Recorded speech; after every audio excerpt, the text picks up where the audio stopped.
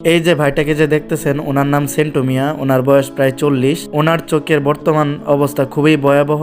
উনি কাছের জিনিসে ভালো করে দেখতে পারেন না। উনি কর্মকারের কাজ করত।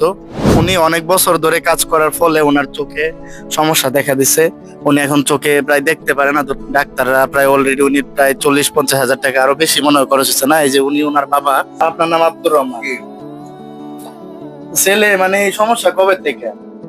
কাজ করতে করতে চোখ প্রেশার হয়ে গেছে, চোখ প্রেশারের রক্ত জমা হইয়া, হ্যাঁ, জি। ব্যথা। এর মাঝে আমি কিশোরগঞ্জে অপারেশন করাইছি। অপারেশন করানোর পরে যে অপারেশন ঠিক মতো হয় নাই, এই চোখটা নষ্ট হয়ে গেছে গা।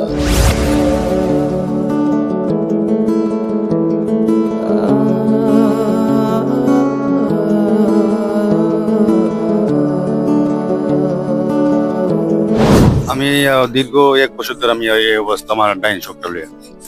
আর অনেক বছর ধরে আমি বাম চোখটা লইয়া খুব কষ্টে আছিলাম। এই কষ্ট কাজ করছি, আর ওষুধ ব্যবহার করছি, ডাক্তার ব্যবহার করছি। হলো শক্তি আছে চললো, ডাইন চোখটা বাম চোখটা আমি লইয়া দৌড়াদৌড়ি করছি, এক চোখ ব্যবহার করি।